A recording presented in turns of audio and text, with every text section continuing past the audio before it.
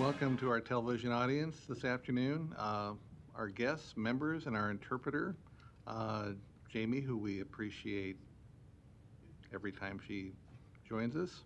Um, I do want to remind you that at this point in time, these broadcasts are being recorded as YouTube videos and are available on the Mayor's Commission website. I'll talk about that in just a moment.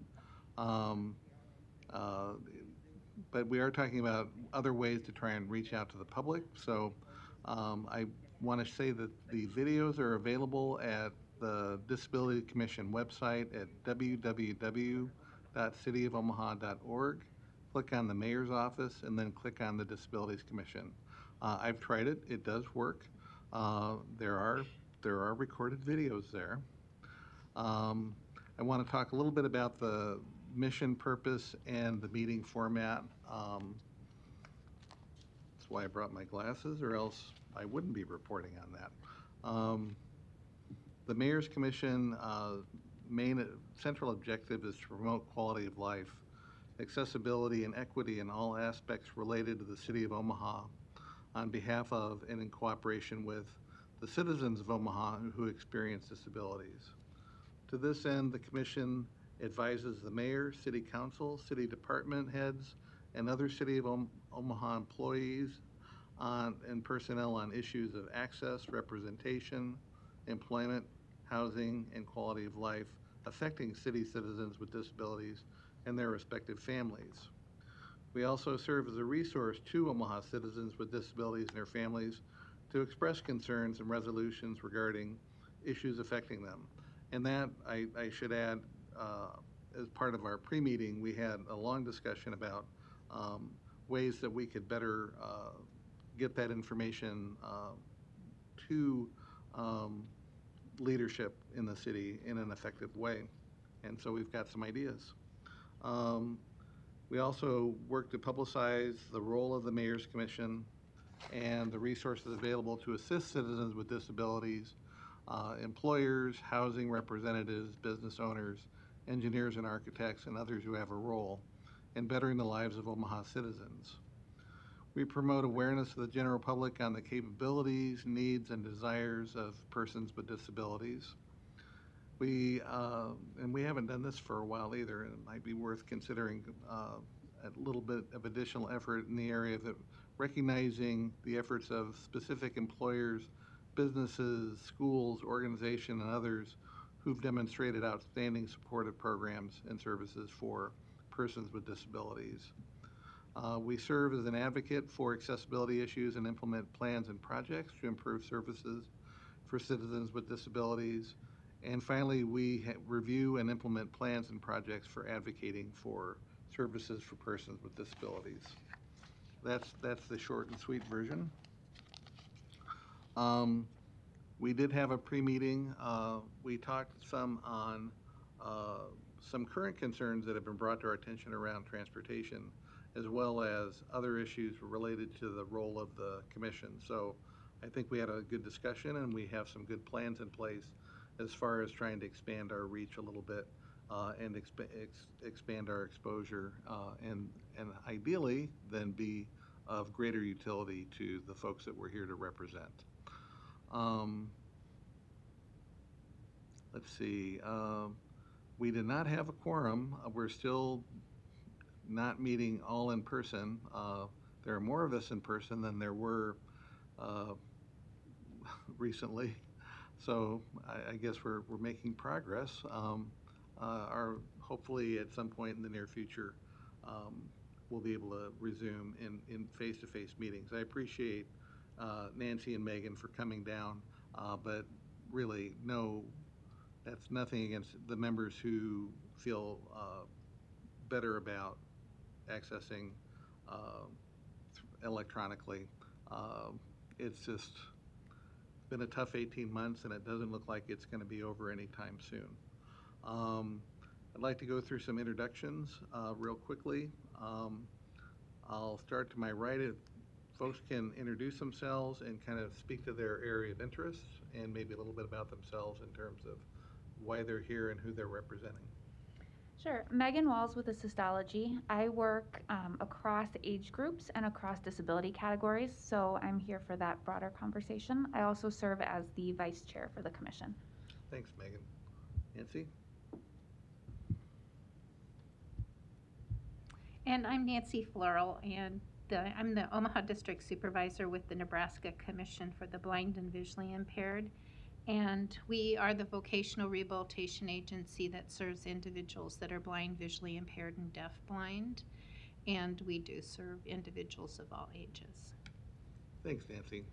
And my name is Mark Smith. I'm a faculty member at the University of Nebraska Medical Center's Monroe-Meyer Institute, which is the University Center for Excellence in Intellectual and Developmental Disabilities, where we represent not only the city of Omaha, but the entire state of Nebraska, and work on behalf of individuals with intellectual and developmental disabilities across the age span, specifically around working to expand the services and the providers of services for the individuals we represent. I'll just call folks on the board. Stephanie?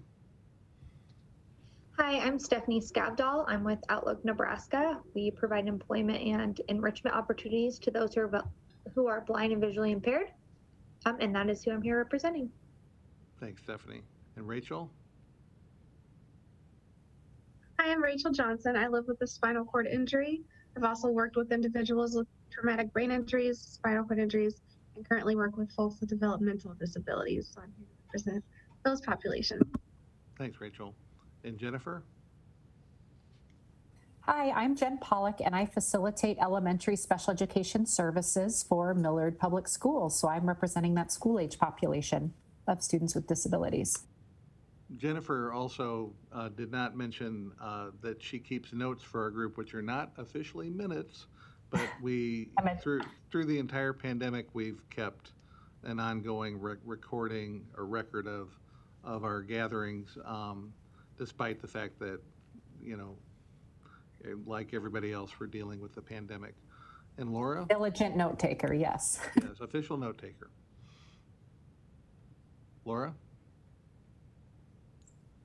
Laura Young with the League of Human Dignity. We provide independent living services for people with disabilities, and we also have the AD waiver contract for the state of Nebraska to provide service coordination.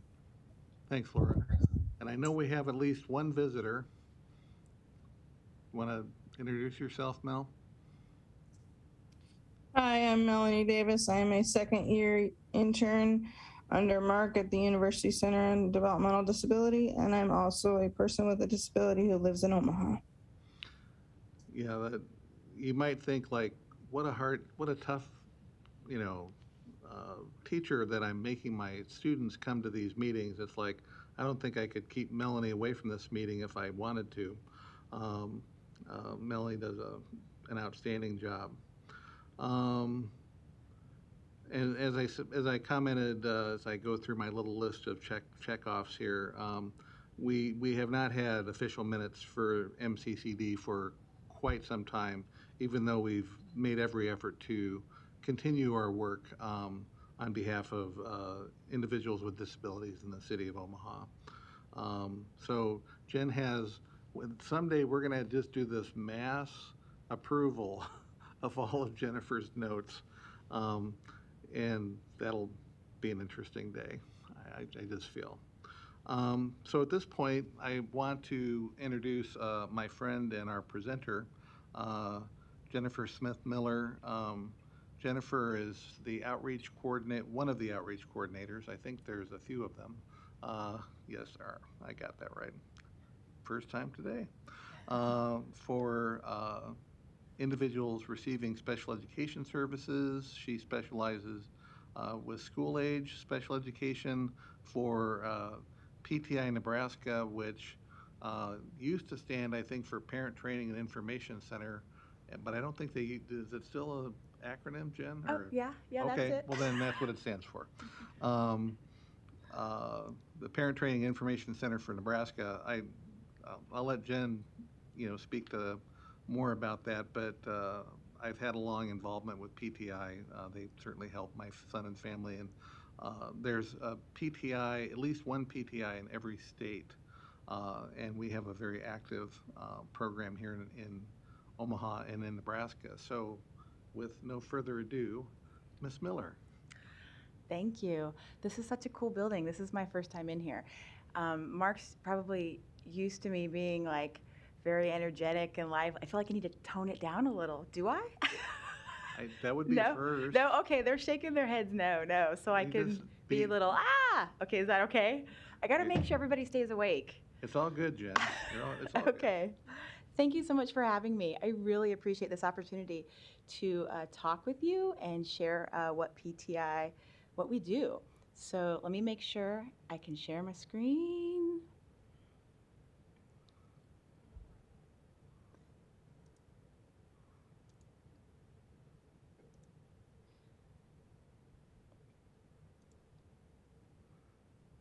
Am I doing it? Am I doing it? Okay. All right, we're there. This is exciting. Okay, so yes, I am Jen, and I'm the Assistant Director at PTI and a School-Aged Information Specialist. So I have some wonderful coworkers, and we all focus on different areas. I have a coworker who focuses on the birth to 5 kiddos, so the young ones, and then myself and another coworker, we focus on kind of that 3 to kind of right up to high school, so lots of elementary and middle school, because then we hand things off to our wonderful coworker Sandy, who does transitions, so high school stuff, college stuff, and then we also have a coworker who addresses health issues, lots of different health and medical issues, and then so we kind of cover the lifespan there.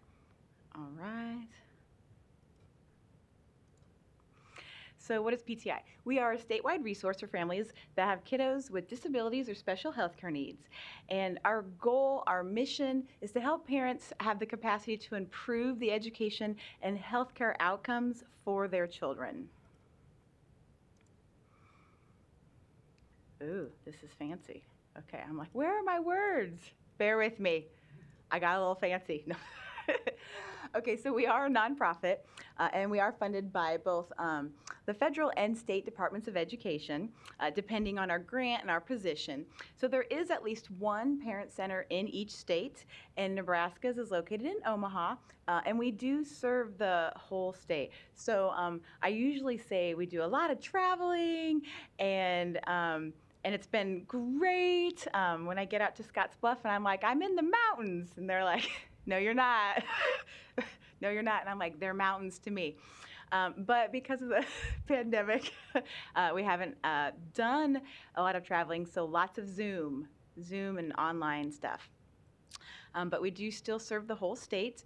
And so we provide trainings, information, and support to parents who have kiddos with disabilities or special healthcare needs.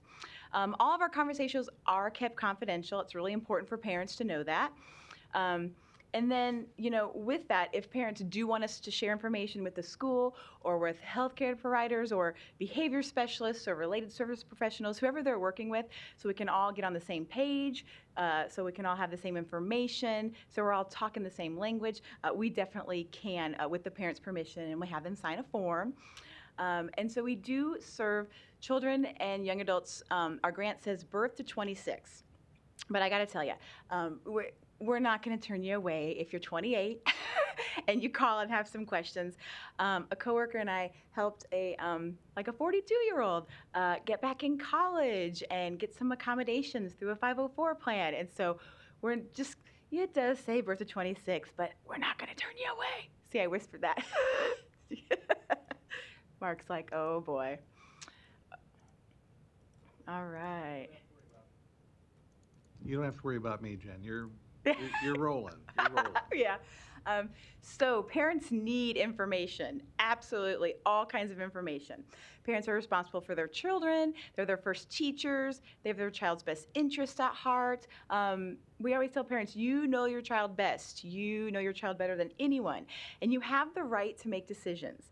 But lots of times parents need someone to talk to about their child and their needs and their education. And so this guy on my screen is my reason why I need information. And I needed information when he was little, and I still need information. This is my son. He is 18 and a half. Whoa, I can't believe it. I know, right? Don't I look like I'm 20? Just he is 18 and a half.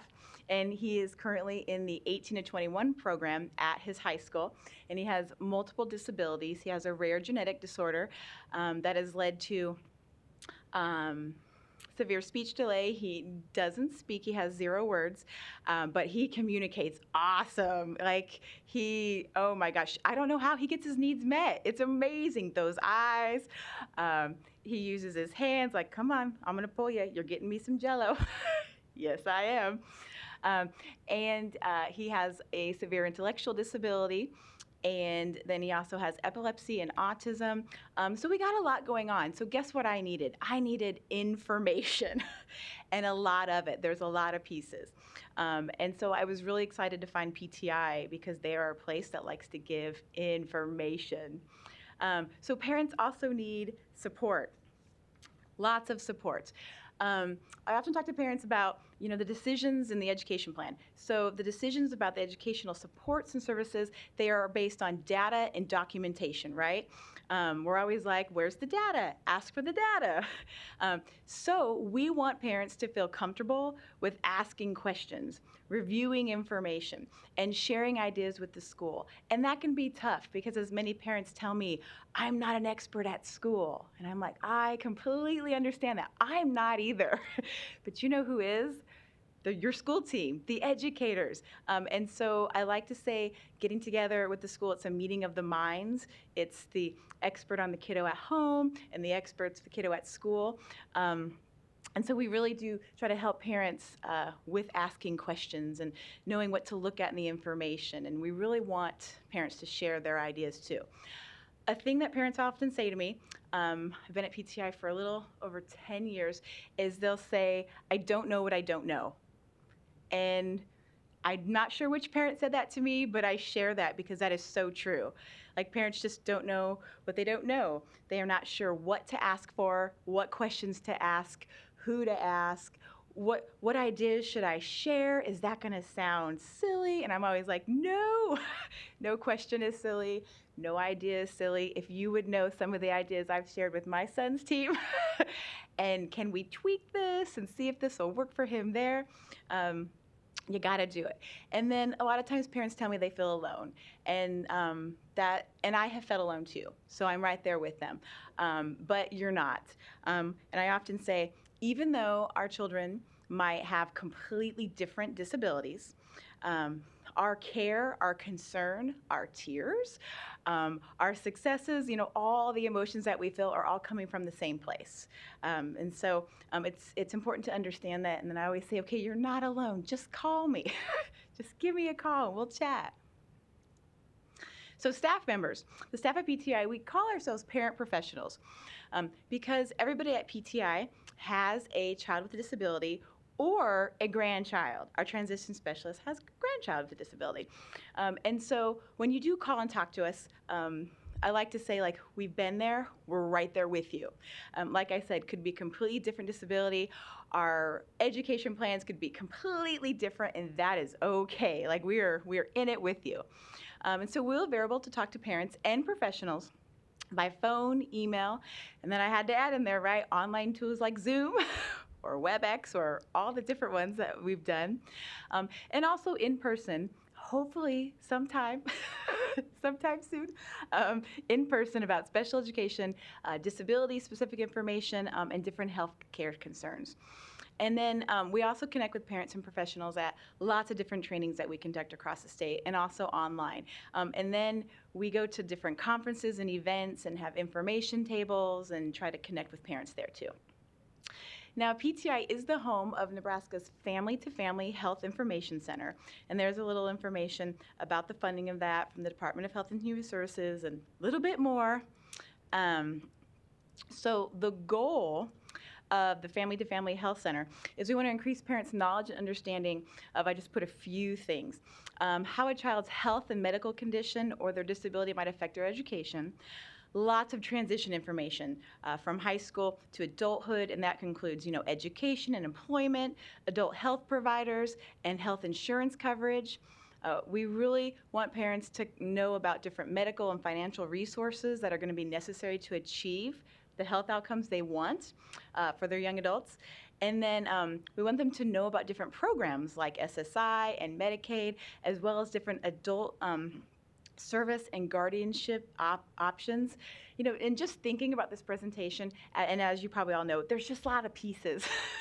There is a lot of pieces to special education, and there's a lot of pieces then when we get to the transition part, and parents are like, whoa, like it's not just education now. I have to think of life after high school, and that's a lot of things. That's work and volunteering, and that's housing and independent living skills and vocational skills.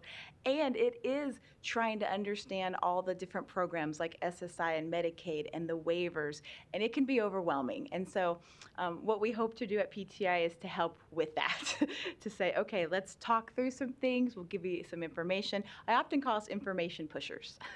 So let's get some information and then let's discuss it and see where we are. So why parent centers? Well, to help families get information about services for their children with disabilities, to provide one-on-one support to parents. And so that is support to the parents, to the family, and I want to make sure we do not provide direct services to the actual student or the young adult. And we sometimes get asked like, oh, do you do the evaluation, or can you work with my child on their, you had a good idea about a social skill activity. Could you do that with them? I would love to, but that is not what we do at PTI. So we're providing the support to the parents, and that does include talking through different ideas, suggestions, strategies, working with the school team to trying to come up with that, appropriate plan for your child. To help families make informed decisions that will make a positive difference in the lives of their kiddos with disabilities, to connect families and their children to community resources. So we don't give out like a recommendation in that if a parent calls me and says, oh, I'm in need of outside the school, a speech pathologist for some therapy, we have a list. So I don't say like, oh, call Jane Doe. So we don't, give out a recommendation, but we do have resource lists. So if parents want information on, therapists or speech paths or tutors, because again, there's a lot of pieces, lots of pieces. And so if we can help with that, we're going to share the information that we have. And they'll also ask about camps, sporting activities, what's going on. Are there opportunities for like choir, theater, all sorts of stuff. So we try to gather that information too. And then why parent centers? Well, because every year many mothers become mothers of children with disabilities. So we're going to need to support mothers. So you can contact or visit the office if you would like information about your child's disability or special health care need. And again, I always tell parents, and my coworkers laugh at me, I always say, it doesn't matter like if your child has Ooga Booga syndrome, and that is not a real syndrome. I've looked that up to make sure. But I'm like, and you don't have to be an expert at it, and I don't either. Let's look it up. Let's see what we find. And then let's talk about where your child's needs are. It goes back to your child's needs. What academic needs does your child have from, whatever disability or syndrome or special health care need that they have, and then what functional needs do they have? And when I say functional, that is such a big umbrella of needs. Again, lots of those pieces. It's communication, it's behavior, it's organizational skills, it's self-help, it's independent living skills, it can be related service, vocational. So when I say like, hey, so let's talk about needs, sometimes parents are like, whoa, like that's more needs than I was even originally thinking about. And so we'll just kind of work through it. So we can talk about your child's disability and special healthcare need. You can contact us if you have a question or concern about your kiddo's special education program. You can also call us if you have questions about how to help your child through other means. So there is a student assistance team. We refer to that as SAT, S-A-T, and that's regular education help or regular education interventions. And some parents don't know that that exists, but every school has to have one. They have to have a SAT process. Or we can talk about how to help your child through what's called a 504 accommodation plan, which is specialized help through a completely different federal law. So it's not special education like an IEP, but it's based on the 504 law. It's an accommodation plan. And again, some parents maybe not familiar with that. And so there are, what I usually say, 3 ways to help your students. We have a training on that too. But yeah, we can talk about that SAT, the regular education help. We can talk about 504s. And then, of course, we can talk about IEPs and special education. And then, of course, contact us if you want to schedule a training in your community. Would love to get back in the community sometime. Might be next year, but hey, it'll be okay. Or via the internet. We do lots of Zoom trainings. And we've gotten pretty good at that, as long as the Wi-Fi works. We do have a website. I have it there on the screen. And then if you just, look up PTI Nebraska, like we're the only one that will come up. And we're also on Facebook, but on our website, you will find lots of different stuff. So just information on special education. We have a lot of favorite documents that we love to give parents. Like if a parent says, hey, I want information about behavior plans, I already know, oh, I have 4 documents. I want you to have these, and then I want to talk to you about them. Or if a parent calls and says, my kiddo is just diagnosed with ADHD, I'm like, oh, hey, I have 5. I have 5 handouts that I want you to read through, and then we can see what questions you have, what talking points you might have come up with. Okay. I don't know. I got a message saying something about my microphone. Can you still hear me? I got a little too excited there. I'm sorry, microphone. We can hear you online, but we can't see your face anymore. Oh, I'm okay with that. You don't need to see. But you're so engaging. I want to see it. You do not need to see this. Okay, sorry about that. You can also find recreational opportunities and then also access to other. Are you going to make my face appear again? Yep. And then access to other sites that will provide relevant and helpful information. We're always, looking at what information can we get you that's from the state. Love that state information. They have a great website. And then, nationally, what are some of the great sites out there? And then, oh, yay, I love this slide. So we offer free trainings. Free! Yes, free. So all it costs is your time. And we know time is precious, but we love to have parents' time and professionals' time too. So our main target audience is parents, but we also conduct trainings for caregivers, students, educators, administrators, healthcare professionals, and other professionals who work with children and young adults who have disability or special healthcare needs. And so all you have to do is send us an email, and we can talk about the training. I have a bunch of the trainings listed in a slide or two, but it's not exhaustive. We actually have more than that. And then we can work with you on if there's something specific that you want to a specific group. Oh, and here's those trainings. So I just listed several of our early childhood trainings that my coworker does. So she gets in there with that individualized family service plan for the little guys, and then when they transition to special education on an IEP. And then there's school age trainings. So there's that one I mentioned, how to help your struggling child. We can go over the 3 different ways. And then, special education overview, IEP kind of more in depth. Communication's so important. So trying to build that parent-professional partnership is so huge. So we have one about that. And then behaviors, promoting positive mental health. We were actually asked to create that one for NAMI. I hope I'm saying that right. Okay. And I was so excited about that because I really wanted a training around mental health because it's so important to focus on social-emotional mental health challenges that students are having.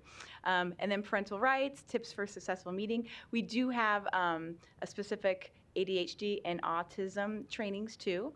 So then we have lots of different transition trainings. This is just a few of them.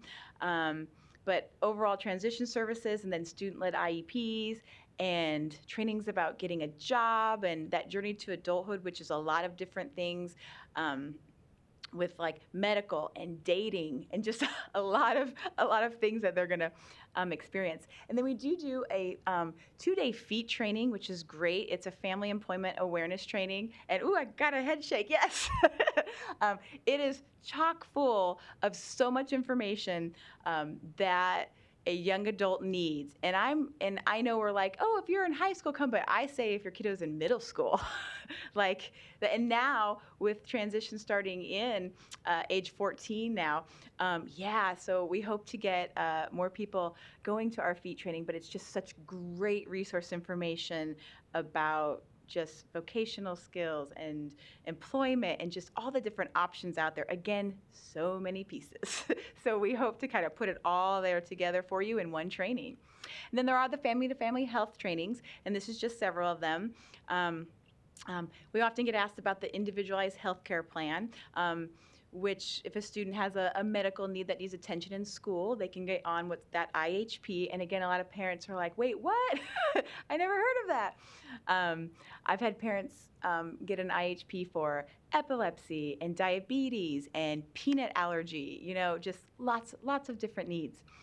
Introduction to Adult Services is the one I mentioned where we start talking about SSI and Medicaid and guardianship. And then of course, we have other trainings too. Our bullying, recognition intervention, and parent advocacy, self-esteem. So just lots of different topics that we can do.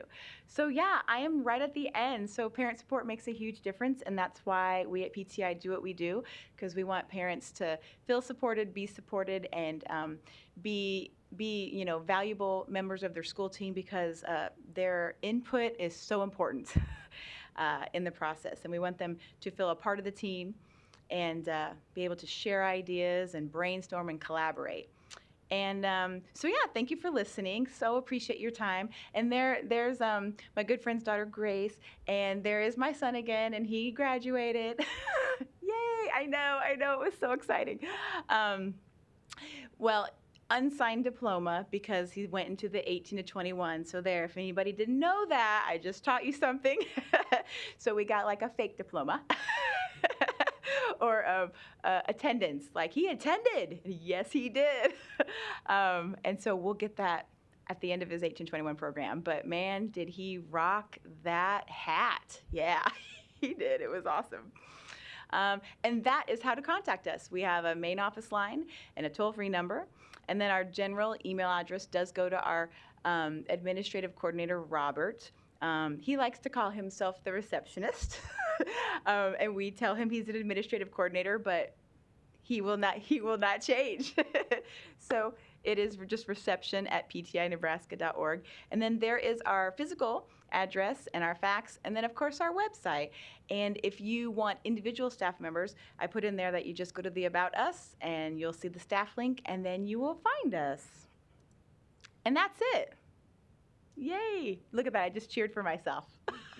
Thank you so much, I appreciate it. So, you want to take a breath, or are you ready for questions? Oh, sorry. Just go. I'm just kidding. Yeah. Questions for Jennifer? Well, first of all, I just want to thank PTI for all their services, because I think, like you said, parents don't know what they don't know. And it's really hard going into an IEP, and there's a whole room of people and professionals, and and so they feel sometimes intimidated, if they aren't sure. We've run into that sometimes through the years about wanting their child to have Braille and that. And so one of the things that we all feel like we are working in partnership with schools and families and that, that we encourage them to reach out to PTI, get these resources, let everyone work together to what's going to work out in the best interest of the child or the student. So I really appreciate the service. And if people haven't really tapped into the trainings, just the IEP process and all of that, it just helps empower parents. So thank you for your work. Oh, yeah. Thank you very much. And you're right. Parents, the word overwhelmed comes up. And so then I'm like, okay, well, I'm going to send you some information. I don't want to overwhelm you more, but let's read through this information and then talk about it. And you're not alone, and we're going to get through this. So I'm going to preface my question with a little bit of explanation first. So you mentioned the student assistance team. Yeah. And talking about kind of the whole lifespan. So whether, the child has, let's say they have a cochlear implant and they're going into daycare, let's say they're 2, 3, 4 before school, and then they go to private school. Most of the special education teams work primarily with public schools. We know that. But can you just speak a little bit to kind of what that dynamic looks like, and if the daycare wanted some training on, for the staff on how to work with teaching sign language or integrate stuff, or then when they're in school, like how you then work with that, like that whole process. Does that make sense? Yeah, no, it's a great question. So first, there is a non-public document that I can give parents that can kind of help explain. But beyond that, we like to talk through, what could that look like? So if we're in a private school or even homeschool, right? I mean, so it's all kind of like non-public. We'll just generally say non-public. So if they are, then they call it like having a consultation meeting, so with the school. And so, it's bringing the public school and it's bringing all those main players in, right? So the private school, or if you're homeschooling, like the family, and then the people at the school who would be, so like the, sped teacher and a regular teacher, and if there's a related service provider. And it is getting together and having a meeting about, so what are the needs, and, how can we meet those needs? But I always need to say that it's going to look different in the private school than it looks in the public school.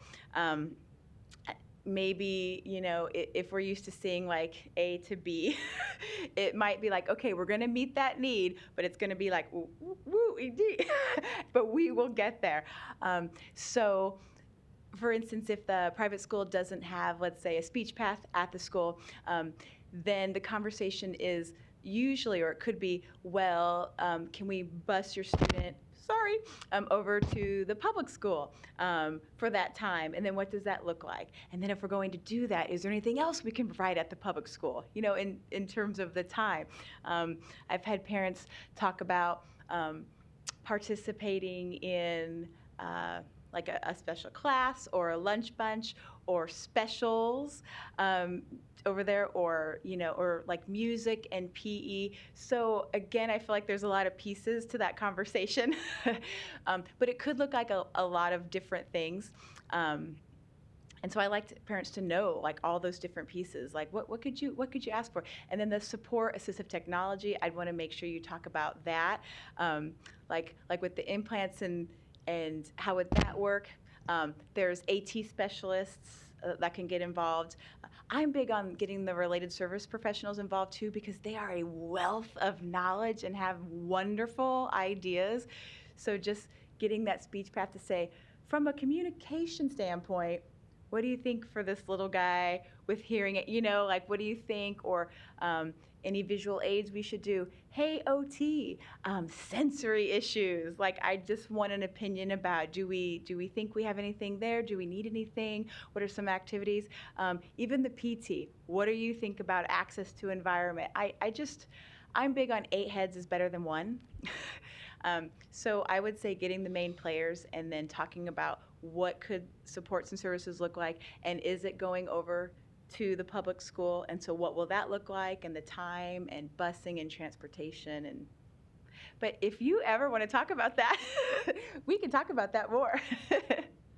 Yeah, no, that's great. I hope that was helpful. Yeah, no, that's what I was kind of hoping you'd cover. So Okay, great. I have a question. I'm not sure how eloquent it'll be, so bear with me. But I work in the public schools. I facilitate elementary special education services. So we have worked together quite a bit, and I'm always so grateful when you're in meetings supporting parents, because we can try so hard to build, maintain, keep that relationship with parents, but it's also always going to be a bit of give and take and conversational. Parents need someone who feel like they're sitting on their side, you know, so I'm so grateful for what you do. My question is, you know, with COVID, there were waivers given to all sorts of places in education except special education, which is fantastic, except it's been super challenging. So I'm just wondering what that impacts, besides how you provide services, how has that impacted your support to parents through the IEP process? What does that look like for you guys now? That's a great question. Oh, really, I want to know, do you have the answers and will you give them to me? yeah. Actually, I was going to ask you that. Like, could we talk later? There's a lot of issues. No. There are. It's a challenge for sure. Yeah. So I put together a presentation for a group, and it was like special education during COVID. And I remember sitting down going, what?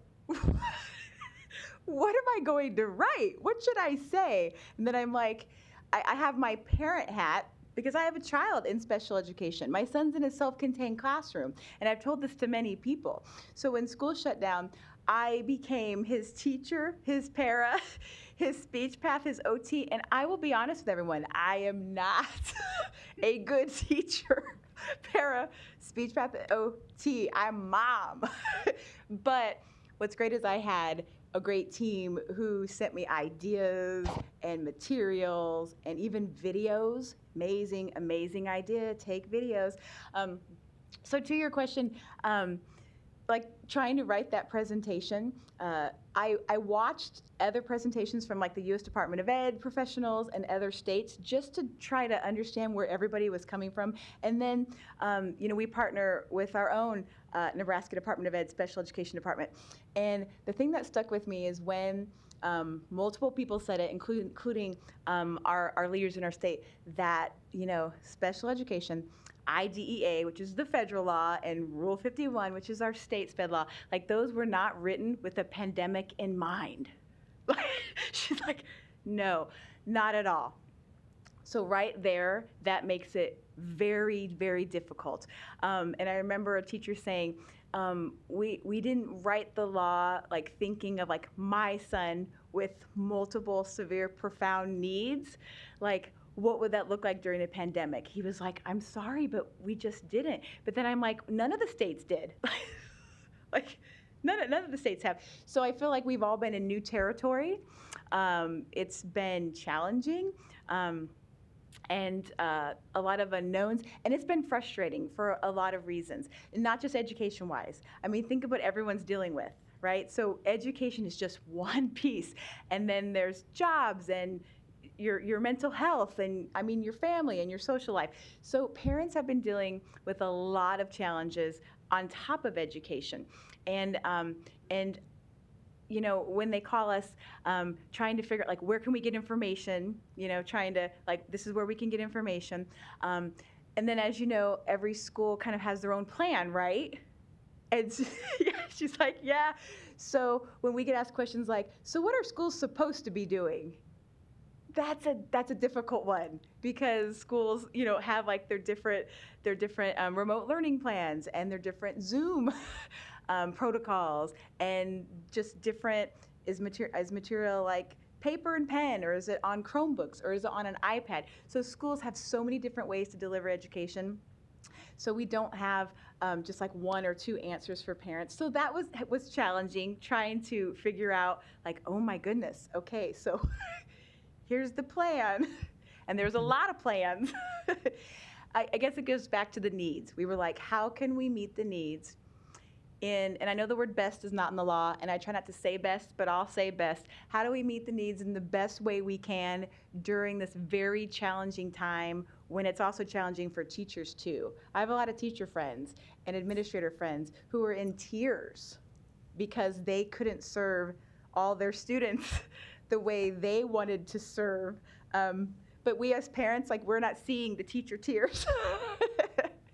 Well, and I think you raise a good point, because as long as we stay student-centered and that being our compass to guide our steps forward, I think we're going to make the right decisions. So I think that we're kind of all doing and saying the same things and in this kind of trying time. So thank you. I appreciate. Yeah, no, absolutely. Like I always say, if you say needs like 17 or 27 times in your conversation, you're going to, that's good. Like, this is good. This is going to be good, because you have to keep it on the needs.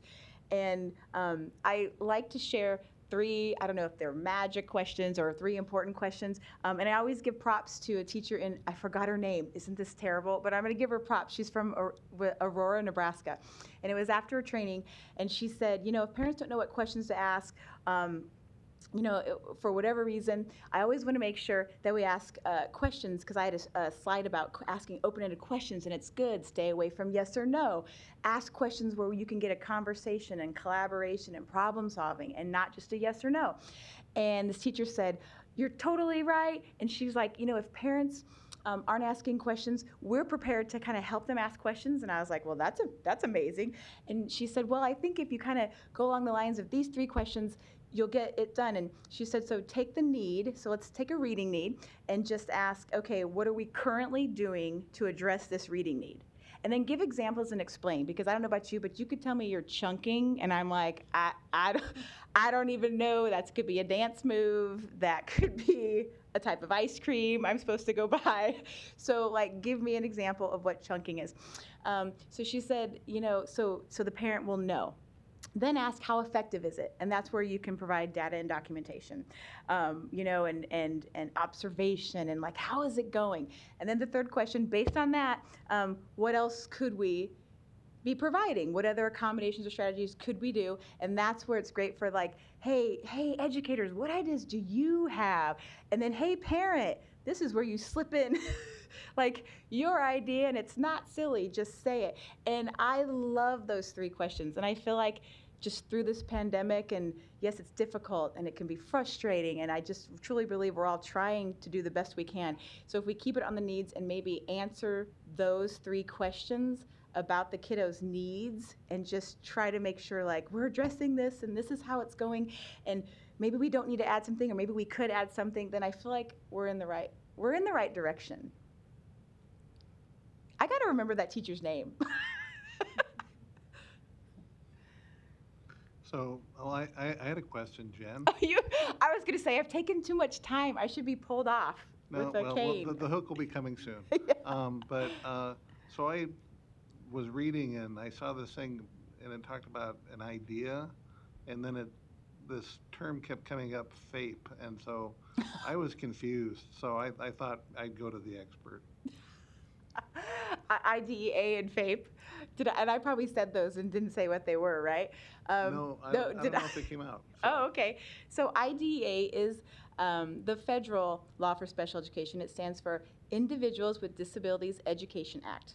So if you want to talk Nebraska's special education regulations, that's Rule 51. And I might have said that and not explained that. And that's school age. So just so you know, there is a Nebraska regulations for special education for the little guys, and that's Rule 52. So let's just confuse everybody more. Well, you talked about there's a federal law, and then we have regulations based on the federal law. Yes. Yeah, that makes sense. Okay, yeah. And so, yeah, when parents call and say, like, what does the law say? Then we'll look up Rule 51, because Rule 51 looks a lot like, our Nebraska regulations look a lot like the federal law, IDEA. And a lot of times they're the same, or I like to say a lot of times they're better. In that, an example is, federal law mentions, let's say, 60 days to completing an evaluation, 60 school days, and like Nebraska Rule 51 is like, no, 45, 45 school days to complete an evaluation for school age. And so they'll look similar, but there's a few changes in there. And if parents ever have questions about the law, we are not legal advocates or lawyers, but I've had to read that thing several times. So, and I'm sure teachers, yes, you have to. And so we can kind of find things and tell you like, oh, this is how it's addressed in the regulations. This is what it says. But I'll be honest, in a lot of places, it's a lot of kind of vague, broad ideas because the IEP, right? The I in IEP is individualized. So it's like, yes, you can use positive behavior interventions and strategies and you figure out what those all are. It's wide open. So thank you for that question. Oh, and FAPE. Yeah, that's something about something FAPE, what FAPE, that's a parents great can question. expect. That's a great question. So FAPE stands for Free Appropriate Public Education. And kids are guaranteed FAPE in special education. And I always like to emphasize that word appropriate. And I kind of hinted on that earlier. I get parents who say, like, I want the best, right? I want the best education for, and I get that. I want the best for my son, too. I usually say, like, I'll fight ya. Like, let's go. Like, I want the best for him, too. But I had a friend years ago, a teacher friend years ago say, Jen, as I'm like crying, it's very emotional, people. It's very emotional. So I'm crying and trying to figure it out and didn't say a word in the meeting. And she was like, so your son's going to get FAPE. And I'm like, I don't even know what that is. And she's like, focus on appropriate. And I said, okay. She goes, you keep saying best. And like, I feel it in my heart, but you need to say appropriate. And she told me, if you work with the team, collaborate, problem solve, give and take, it's not going to be perfect. Nothing's perfect.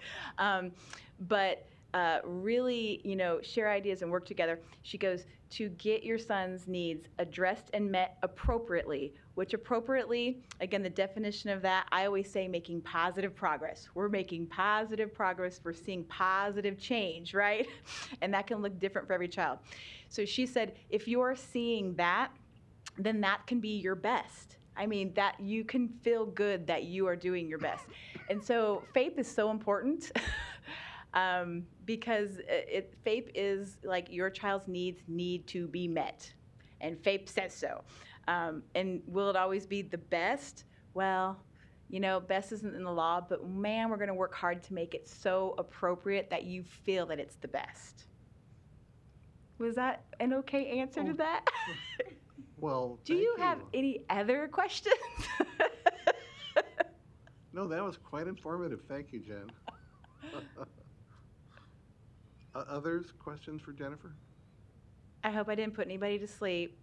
A lot of times No, bring everybody's wide candy and I awake. throw candy at people, but I didn't think that was appropriate today.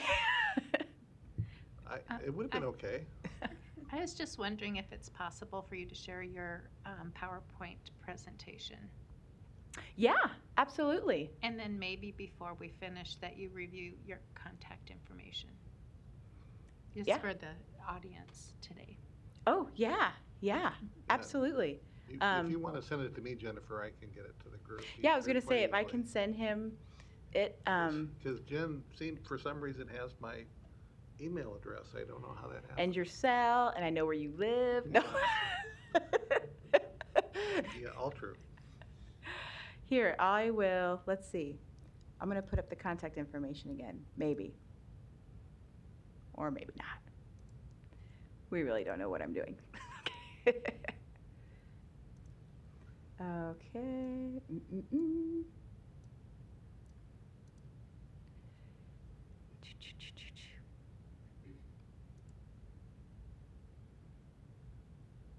Oh.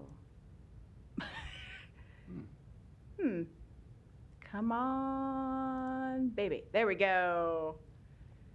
Persistence pays off. This is pretty good for me because I have trouble turning my TV on sometimes because we have 4 remotes, because why not?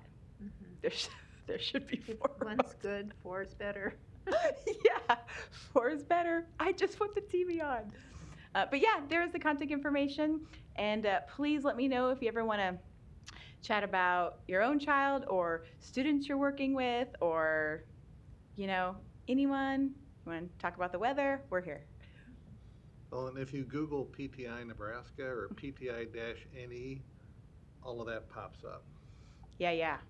So, It's usually what I have to do. It's like, I don't call often enough to actually memorize it, so I just have to, and then I get to talk to Robert, and we have a pleasant conversation, and It's very sad to know that I'm not on your speed dial, but I'll get over it. I don't have a speed dial. I dated myself. I have an address book, and you are in it, so there. Well, thank you so much. You all are great, and thank you what you do here. It's very important committee, and I'm just so grateful that you all let me be here.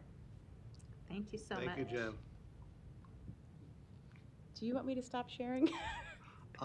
We do have a couple things we have to do, so yeah. I'll we're stop good. sharing that. And this is not gonna be easy, but I'm gonna try. I had a little bit of information that was shared with me about an emergency management training that's coming up through Niagara University that I was asked to share kind of midstream. You can get accommodations through that. I'm going to give you a number, 716-286-8139, or you can email, this is hard to see, FRD, D as in dog, FRDAT @niagara.edu. But on the 13th and 14th of September, as well as the afternoon of the 14th of September, Niagara University is going to be doing an emergency management, access and functional needs, disability awareness training in Omaha. The topics to be discussed are going to include disability awareness to specific emergency management, access and functional needs defined to include universal design, understanding how the whole community concept is imperative to proper response to individuals with disabilities and how to involve them in emergency management, the ADA relative to emergency management and response, community resources and other materials that assist emergency management, disaster preparedness and planning, inclusive planning and active participation, and they're going to talk about a New York City lawsuit and its ramifications nationwide. There's no fee for the course. Lunch is on your own. We will post this on our YouTube site, but it's at Faith Christian Church at 2201 South 132nd, and there is a registration, FRD as in dog, FRDAT.niagara.edu. If you're not sure which one of those to attend, because there's two, there's option one on the 13th and 14th, and option two is a half day on the 14th. Instead of, you can contact FRDAT@niagara.edu. Again, we'll make sure this flyer is up on our website and Facebook page, but I invite you to take a look. Emergency management is a very hot topic within the disability space. Because we're in Nebraska and we have bad weather like just about everybody else in the country, we have to be ready and to keep everyone safe. And that means having preparations in place for individuals with disabilities as well as the rest of our citizens. I'm just going to throw it over. Throw it open. We have like just a minute. Does anybody have any announcements they want to make before we finish up?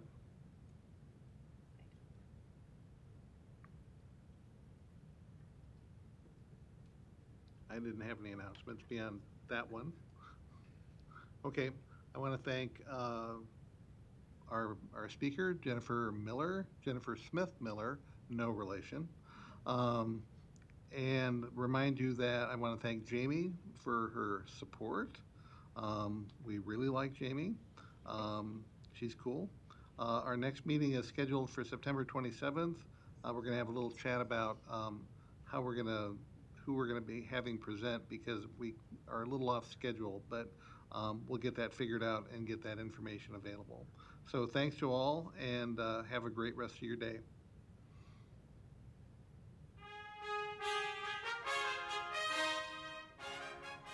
The record